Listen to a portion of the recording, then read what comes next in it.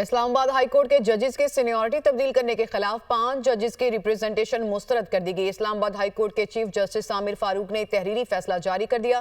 Registrar کو فیصلے کی کاپی متعلقہ ججز کو بھیجنے کی بھی ہدایت کر دی۔ اسلام آباد سے یہ رپورٹ دیکھیے۔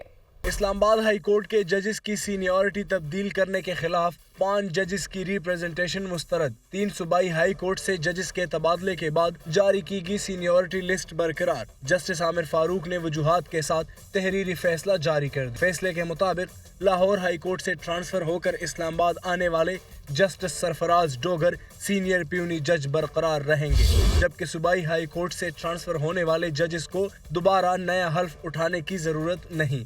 لاہور ہائی کورٹ سے ٹرانسفر ہو کر آنے والے جسٹس سرفراز ڈوگر نے 8 جون 2015 کو بطور جج ہائی کورٹ حلف اٹھایا۔ جسٹس خادم حسین سمرو 14 اپریل 2023 کو سندھ ہائی کورٹ کے جج بنے اور جسٹس محمد آصف نے 20 جنوری 2025 کو بلوچستان ہائی کورٹ کے جج کا حلف اٹھایا۔ آئین کے آرٹیکل 200 کے تحت صدر نے ججز کو چیف جسٹس پاکستان اور متعلقہ ہائی کورٹس کے چیف جسٹسز کی مشاورت سے ٹرانسفر کیا۔ تینوں ججز ٹرانسفر سے قبل حلف اٹھانے کے بعد اپنے متعلقہ ہائی کورٹس میں خدمات سر انجام دے رہے تھے۔ تحریری فیصلے میں لکھا ہے کہ آئین ججز کی تعیناتی اور تبادلے میں فرق واضح کرتا ہے۔ تعیناتی اور تبادلے کو ایک ہی معنی نہیں دیے جا سکتے۔ ہائی کورٹ کا جج تعینات ہونے پر حلف اٹھا کر آفس سنبھالتا ہے۔ ہائی کورٹ کے جج کے تبادلے پر دوبارہ حلف اٹھانے سے متعلق پروسیجر خاموش ہے۔ یہ اخذ نہیں کیا جا سکتا کہ جج کے تبادلے کے بعد ہائی کورٹ میں آفس سنبھالتے وقت دوبارہ حلف لے گا۔ اگر ٹرانسفر ہونے والے جج کا دوبارہ حلف ضروری ہوتا